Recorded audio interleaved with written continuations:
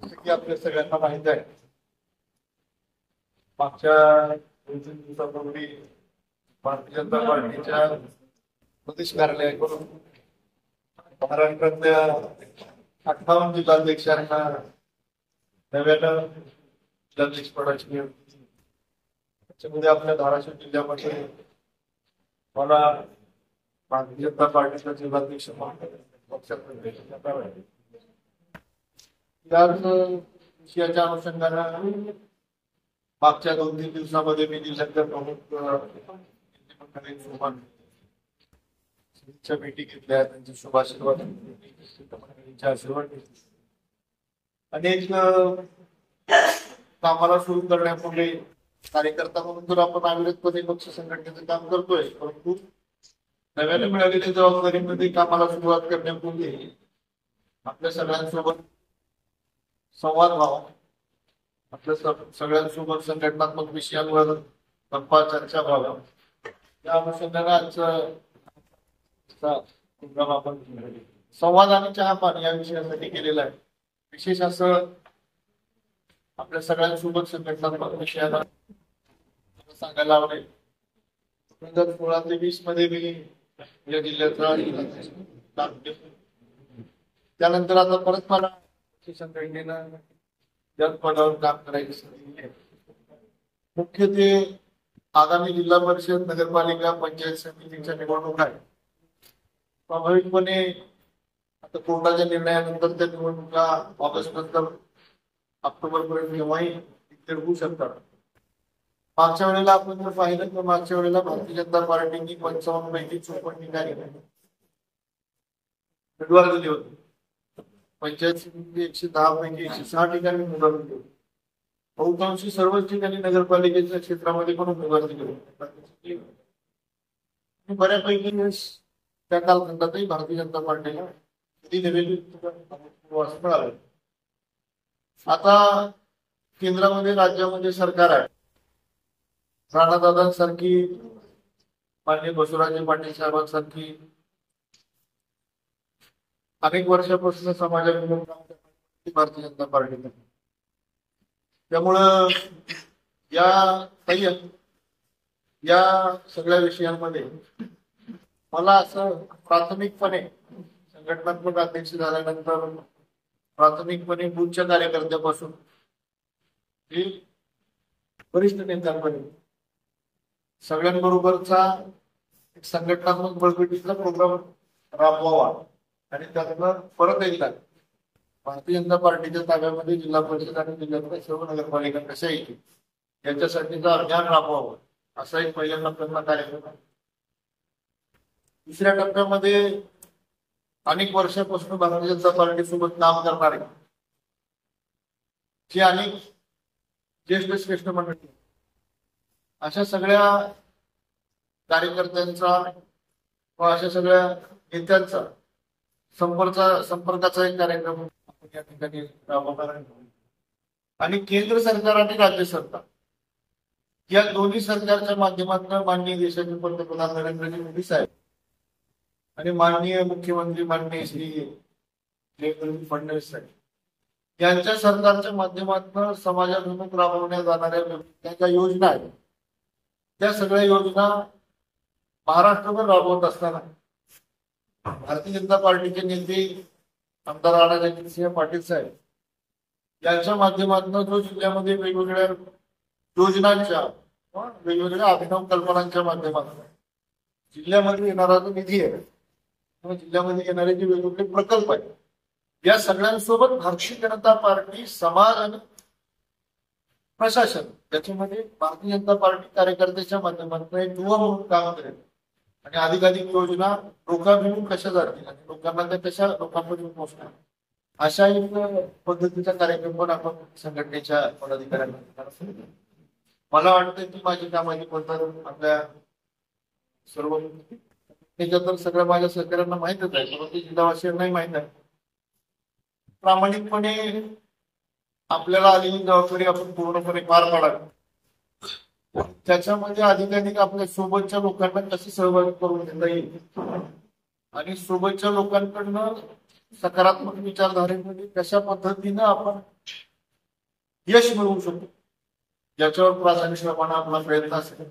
माझा पहिल्या 6 महिन्यातल्या टप्प्यातला हा प्रयत्न प्रामाणिकपणे राहील. अधिकाधिक माझे सहकारी जिल्हा परिषदेमध्ये निवडून द्यावे, माझ्या त्याच सहकार्यांपैकी कोणीतरी जिल्हा परिषद, माझे अनेक सहकारी त्यापैकी नगराध्यक्ष व्हावे आणि बहुविध प्रकारामध्ये सगळ्या लोकप्रतिनिधींच्या समवेत काम करणार, त्यांच्या यशामध्ये कुठेतरी सहभागी असणारा, भारतीय जनता पार्टीचे विचार तळागाळात घेऊन जाणार चांगला कार्यकर्ता म्हणून जिल्हाध्यक्ष म्हणून मी त्यावेळेला असावं. एका संकल्पनेवर मी आता काम करून आपल्या सगळ्यांसोबत चर्चा व्हाव्या, गप्पा व्हाव्या, याच विषयाने आज आपण हा कार्यक्रम घेतला. ही पत्रकार परिषद नाही, ते संवादाचा टप्पा आपण या ठिकाणी आयोजित केला. मला जे मांडायचं चर्चेच्या माध्यमातून विचारतो. आता आपण सांगितलं जे तळागाळापर्यंत जाणार आहोत, पण जे प्रसिद्धी माध्यम आहेत त्या प्रसिद्धी माध्यमांनाच आता आपले काही निरोप गेले नाहीत, काही ठराविक जणांना गेलेत, काही जणांना फोनच गेले नाहीत, तर मग संपर्क कसा होणार होता?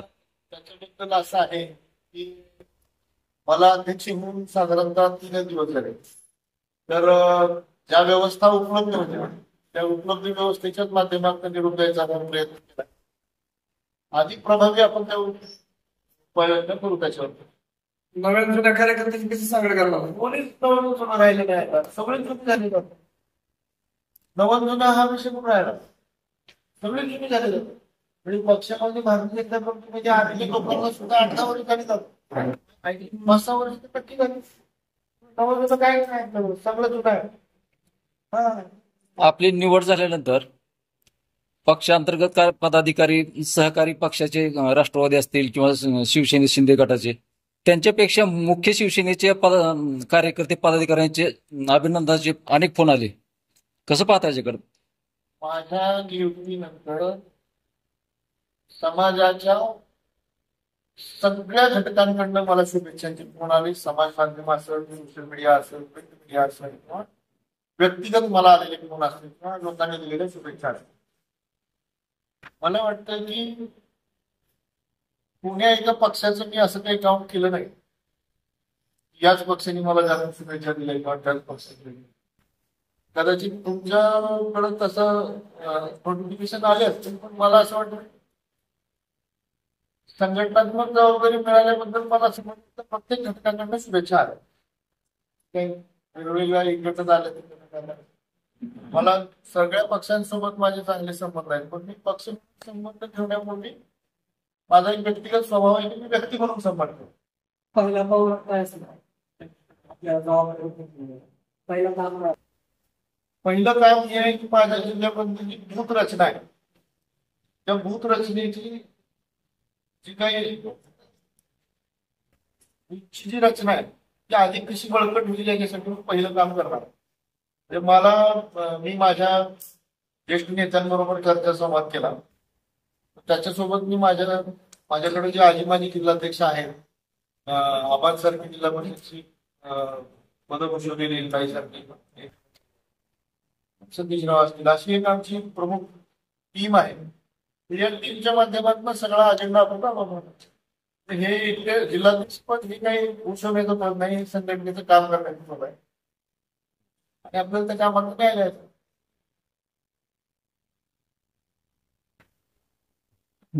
आव्हान काय आहेत आपल्या समोर आता नेमकी? काही आव्हान नाही.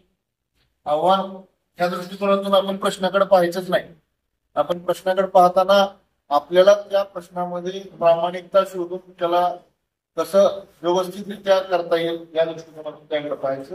त्याच्याकडे आपण आव्हान म्हणून बघितलं तर स्पर्धा निर्माण होते आणि स्पर्धा निर्माण झाली की मग त्याच्यामध्ये निकोपच राहील अशी रचना लावू शकत नाही.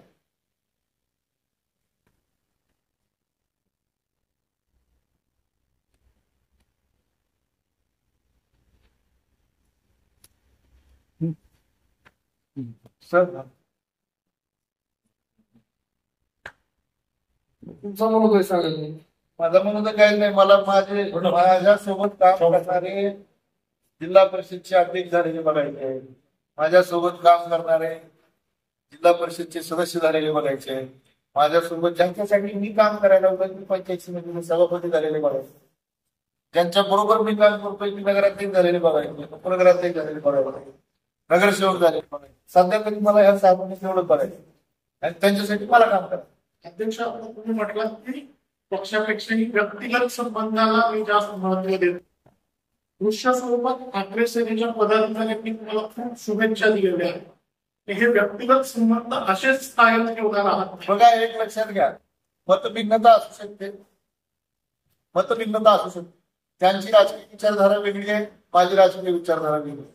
परंतु मला साधारणतः भारतीय जनता पार्टीचं काम करतोय कार्यकर्ता म्हणून त्याला साधारण 27 वर्ष झाली आणि 27 वर्षांची पहिली काही वर्ष तरी आम्ही मिळूनच होतो. एक विचारधारा, एक संकल्पना, याच विषयाने आम्ही काम करत होतो. तर त्याच्यामुळं त्या प्रक्रियेमध्ये काम करत असताना आणि माझा बहुतांशी काळ हा विरोधात गेलाय. 2014 पूर्वीपर्यंत सगळा काळ माझा विरोधात गेला. 1998 पासून मी कार्यकर्ता म्हणून काम करतोय. 2014ला सरकार आलं. मला कधी माहितीही नव्हतं किंवा मला कधी वाटतही नव्हतं की माझ्या पक्षाचं कधीतरी सरकार येईल. ते रात्री 2ला 2:30ला पोलिसवाले आमच्या घरी यायचे आणि कारण खूप क्षुल्लक असायचे. पण अशा प्रतिकूल परिस्थितीत आपण काम करत असताना कुठंतरी आपल्या सोबत कोणीतरी आहे, तर ही जी भावना असायची ना, त्या भावनेतनं निर्माण झालेली ही माहिती असते. आणि मी असं म्हणालो नाही की व्यक्तिगत संबंधाला मी महत्व देतो. मी असं म्हणालो, व्यक्तिगत संबंध आहेत, महत्व देणं न देणं त्याच्या परिस्थितीवर अवलंबून आहे. आगामी जिल्हा परिषद, नगर परिषद किंवा स्थानिक स्वराज्य संस्थेच्या निवडणुकीमध्ये भाजपचा झेंडा 100% रोवला जाईल का जिल्ह्यामध्ये? आगामी निवडणुकीमध्ये जिल्हा परिषद, नगर परिषद, पंचायत समितीवर भाजपचा झेंडा रोवला जाईल की मित्र पक्षाला सोबत घेणार की नाही? माहितीचा झेंडा पुरवला नाही, भाजपचा की माहितीचा?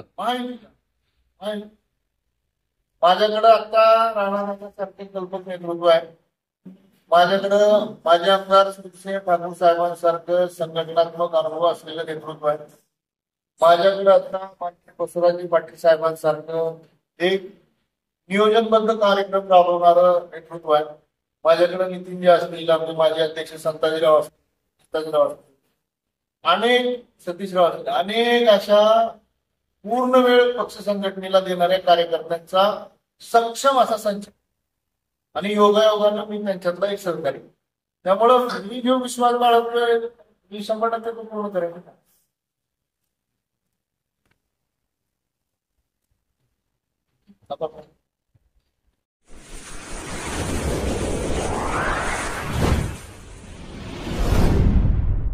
वीर महाराष्ट्र न्यूज चॅनलला लाईक आणि सबस्क्राईब करा.